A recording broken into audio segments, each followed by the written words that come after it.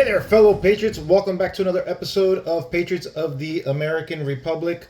I'm recording this January 20th, right before President Trump's inauguration. So let's go ahead and get into it. January 20th, 2025 marks a new chapter in America as Donald Trump takes office once again as the 47th President of the United States of America. It was a very long and difficult battle as we saw the left go after a political opponent in a manner that I've never witnessed in my entire life. The dirty tricks from the left are comparable to Hollywood type movies or examples that you see of or hear of, about in banana republics, right?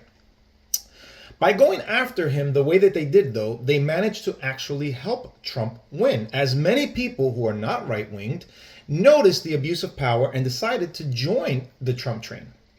But wasn't that alone that made the difference? These people saw the increase of violence due to open border policy implemented and encouraged by this current this leaving administration, right?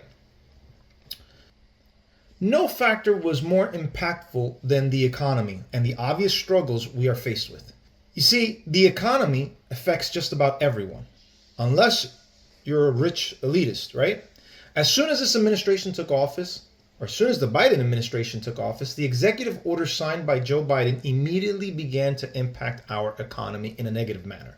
Despite the administration and the left-wing media's attempt to gaslight the American people with lies such as COVID, Trump's tax cuts, and other ridiculous excuses, the American people saw firsthand the state of the economy and their livelihoods being exasperated because of how high inflation got in our country. Now, one key factor that many economists say that led to this inflation was government spending. The amount of money the government printed out to provide COVID relief was absolutely absurd. The amount of wasted taxpayer money within bills, such as the COVID relief bill, was absolutely ridiculous. But let's not just point the finger at this party or Biden's administration. Congress, from both sides of the aisle, have been wasting our tax dollars for decades now. Bills like the ominous spending bill back in 2017 or 2018 was full of absurd nonsense that Trump tried to veto, but faced public pressure from the bloodthirsty media regarding a government shutdown, which eventually made Trump cave and sign a bill he wasn't 100% happy with. As most of us have realized, all of us are getting taxed so much that many of us are struggling, while we just seem to be giving money away to every country that asks, while our own country, struggles economically speaking. It's absurd. The left has tried to deceive people with their slogan of getting the rich people to pay their fair share, while they cozy up to those very same people for campaign funds, right? No, we don't need the rich to pay their fair share, because I know that it is just an emotional ploy to gain political power. What we actually need is something that I've been saying for over a decade now, which is we need to decrease government spending.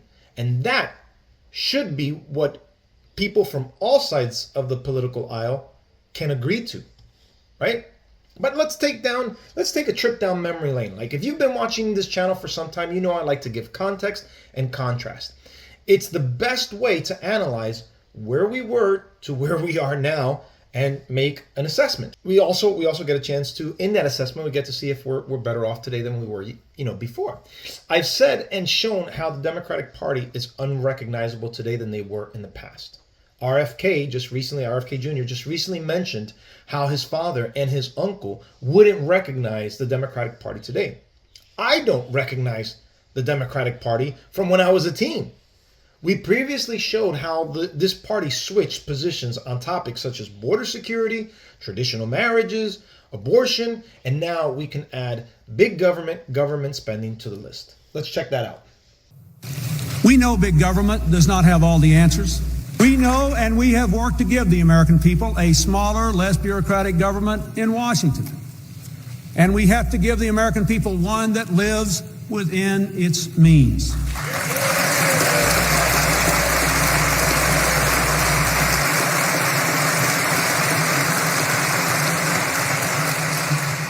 The era of big government is over. The era of big government was just getting started. What I wouldn't give to have classic, even 90s Bill Clinton type of Democrats today, who had more sanity and clear thinking towards their political ideology. But unfortunately, those days are gone. I don't ever see those days coming back. But anyhow, during my opening monologue, I mentioned the omnibus spending bill, right? I remember Senator Rand Paul of Kentucky speaking against and showed examples of how our government is wasting our taxpayer dollars. It's the fastest growing sport in the nation. But Kentucky Senator Rand Paul doesn't think that warrants a $12 million federal grant for a pickleball complex in Las Vegas. I've played pickleball. Everybody loves pickleball, but really the federal government's got no business being in that pickleball business. It's one of dozens of grievances he airs in this year's Festivus report, which highlights more than $1 trillion of what he calls wasteful spending by both parties, including $90 billion for the construction and maintenance in the Littoral Combat Ship program, despite the vessel's flaws and failures over the years. Millions more to conduct scientific experiments on cats, and $2 million to help Paraguay secure its border. It's the wrong border. Nobody really in the United States thinks you're voting to send money to Paraguay so they can control their border. Meanwhile, our border's wide open. I met with the president. Senator Paul telling us he hopes Donald Trump's Department of Government Efficiency, or DOGE, will lead to far more cuts in government spending, but acknowledges at the end of the day, Congress holds the power of the purse. You can't expect that government will get better people, because the history of government is not having people who are concerned with the taxpayer dollars. You have to give the bureaucrats less money to make them wiser in their decisions. That's, of course, up to Congress, though. As far as DOGE, is their job just sort of to shine a spotlight, or what is that? I'm not sure what they can do other than that. The fight over spending already underway here on Capitol Hill. Republicans in control of both chambers agree they want to cut billions. But where that comes from and how it's done are already at the center of a tense debate. He is one of the most vocal, he's one of the few, but the most vocal people I've consistently heard year over year speaking against government wasting our tax dollars. Now here's an image of one of his posts just a few years back, and you could see in this image, he highlights just some of the key things that the government is spending on, right? You got $2 million for scholarship in Lebanon, $20 million for the Middle East Partnership Initiative Scholarship Program, $12 million in military funding for Vietnam, $3.5 in nutrition assistance, $15 million development assistance to China. Why are we giving China any money? Are you kidding me? They are a threat to this country economically speaking, and possibly quite more, but definitely economically speaking. Why are we giving anything to someone whose economy rivals our own? That makes no sense. $10 million to women in Leos in Afghanistan. It's absolutely absurd. As a matter of fact, it was in 2023, around the first quarter, where I got invited to a town hall meeting with Senator Rick Scott from Florida, and in that meeting, I made a question regarding the economy and the budgeting and the spending, and one of the comments that I made was that if you guys ran a business the way that you guys are running our government, you'd be bankrupt within a month. And so one of the things that he had mentioned was that they're not balancing the budget. Unfortunately, the Democrats, of course, he's going to toss the can to the other side, and I do believe some of that, or a large portion of it does fall on the Democrats, but it also does fall on the Republicans as well. They're not balancing the budget. How do you not balance a budget? In my personal life, I balance a budget. I mark down every single expense I do, because I need to know in my mind how much I have in my account. If I don't, honestly, and I've done this before, if I don't have that number visually in my head, I'm just going to go ahead and say, oh, I want to buy this, I want to buy that, I want to buy that. I don't control myself. And so it's just absolutely absurd how these people are not balancing the budget. Now, during that video, the reporter mentioned DOGE, right, which is the Department of Government Efficiency. From my understanding, this was proposed by Elon Musk during his interview with Donald Trump. So let's take a listen and remind ourselves of this. Well, I think it would be great to just have a government efficiency commission that takes a look at these things and just ensures that the taxpayer money, the taxpayers hard-earned money is spent in a good way. And I'd be happy to help out on such a commission. I'd love it if it were formed. Well, you're the greatest cutter. I mean, I look at what you do. You walk in and you just say, "You want to quit?" They go on strike. I won't mention the name of the company, but they go on strike, and you say, "That's okay. You're all gone." So as you just finished hearing, Elon proposed it. Trump thought it was a great idea, and he selected Elon Musk together with Vivek Ramaswamy to head this task force and decrease the absurd amount of government spending. The hope is that if we can decrease government spending, then we can decrease the amount of taxes being taken from us, leaving us with more of our hard-earned money in our own pocket, right? You would think this type of logic and reasoning would be cheered on by, regular people, right? Regardless of your political affiliation. The only people I can see being against this would be the corrupt politicians who favor spending more money due to whatever benefits they get, such as, kickbacks, right? But you know who shouldn't be against this? Reporters. Reporters who are meant to expose political corruption, right? And champion things that benefit the American people. And yet the left-wing media has criticized this from day one. Let's check this out just to give us a small sample. Elon Musk is going to fail miserably at the homework assignment Donald Trump has given him. At SpaceX, they've blown up a lot of rockets to get to where they are. I'm not so sure you can blow up things in the federal government quite as easily. It's the Department of Government Efficiency, and they've got two guys running it, Yes. Vivek and Elon. That doesn't sound so efficient. Why would anyone in their right mind be against saving taxpayers from being taxed more money? Or is this simply just because it's a Trump idea and Democrats want to oppose anything related to Trump regardless if it benefits the American people or not? Isn't that like the root of Trump derangement syndrome? But of course, they're going to gaslight you by saying, oh, well, we're afraid they're going to cut funding from necessary programs. Okay, well, let's see what types of necessary programs they're talking about. But the real progress starts once Trump's team starts getting its hands dirty. Elon Musk and Vivek are running the Department of Government Efficiency. They're calling it DOGE, and they'll have plenty to do. Starting with the pork. The Fed spent $500,000 on a study to see if selfies make you happy. $1 million went to study if Japanese quail were more frisky if you gave them cocaine. The Fed spent $20,000 on drag shows in Ecuador. $80,000 in Ghana asking taxi drivers if climate change makes it harder for them to drive. And $500,000 was spent so Fauci could create transgender monkeys. But it's not just waste. There's 3 million federal employees, and a lot of them don't even do much more than collect a paycheck. Most government workers in D.C. are still working from home. COVID's been over for 3 years. But worst of all, $500 billion a year stolen by fraudsters. We lose $500 billion of your money to fraud.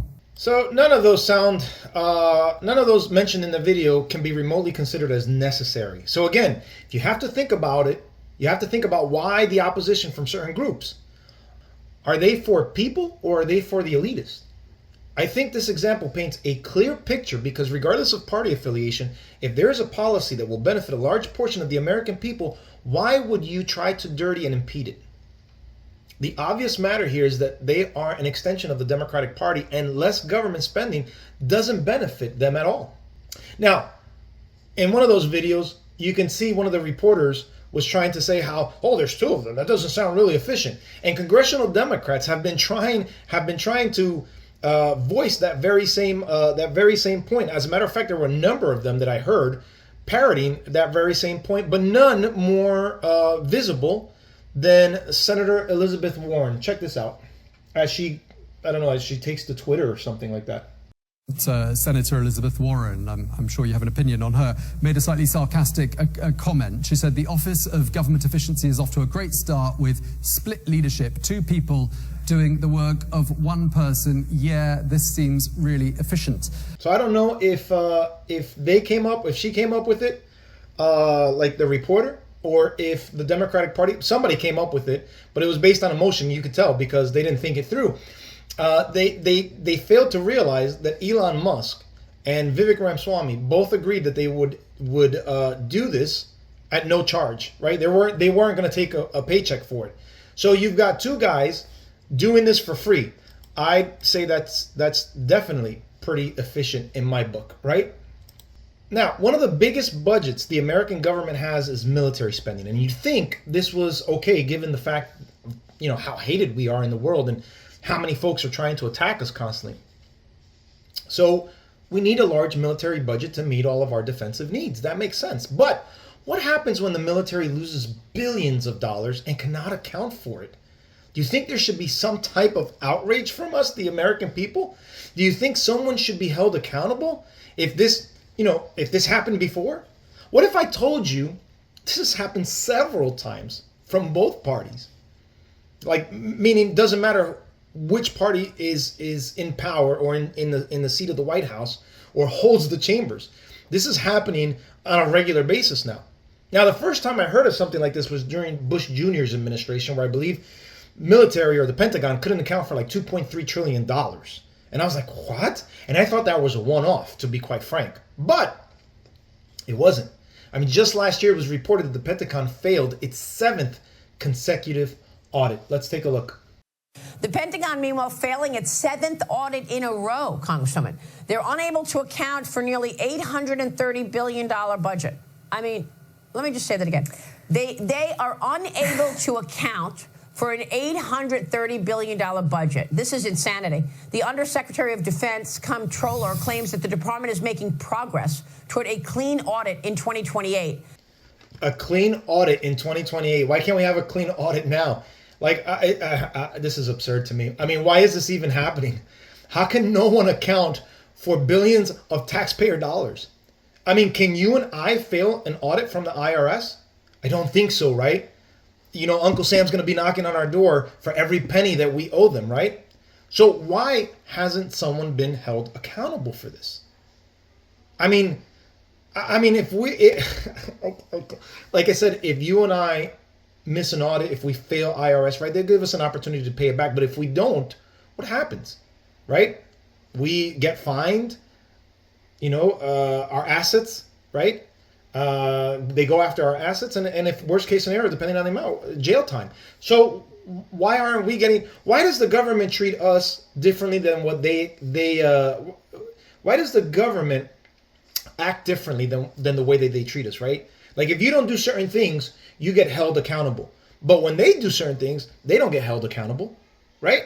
That doesn't make any sense to me. So here are my final thoughts. About 9 years ago, I saw a very extensive list put together by Fox News regarding absurd government spending.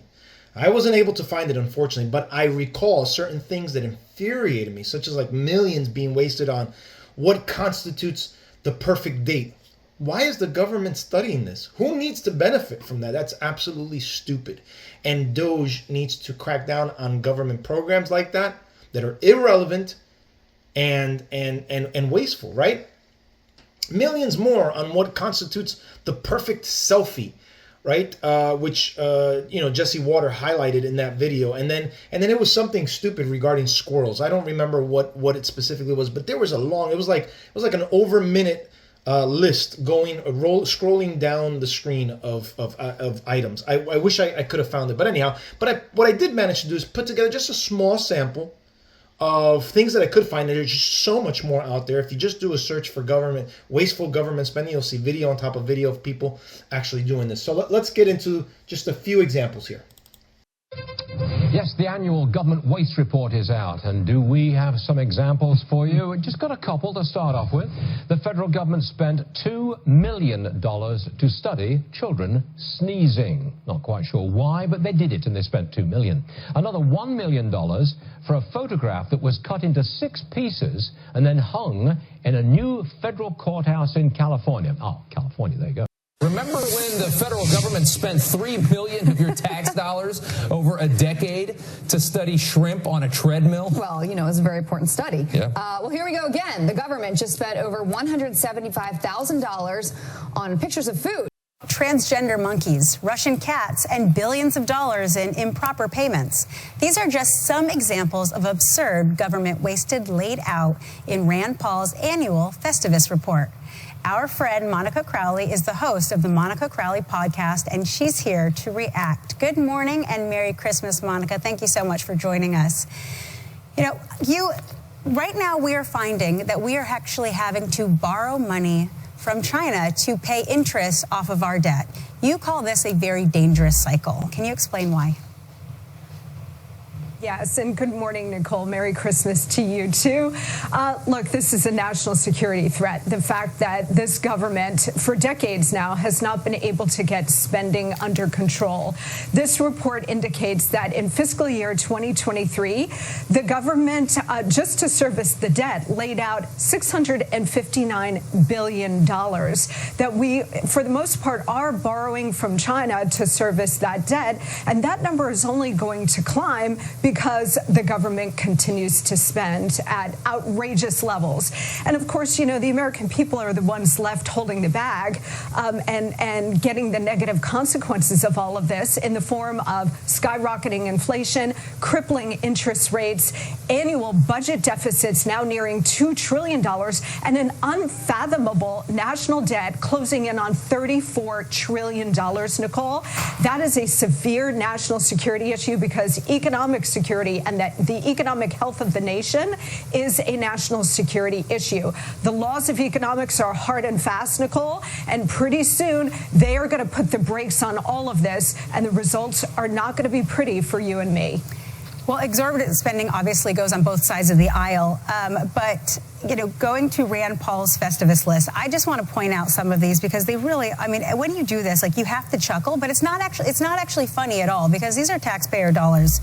Fraudsters using Barbie doll photos to apply for PPP loans that were approved because AI didn't pick up on it. DOD destroyed more than $169 million of military equipment by leaving it outside, not to mention the billions of dollars of equipment left behind in Afghanistan. And NIH approved funding for researchers to study the sleep habits of monkeys on meth.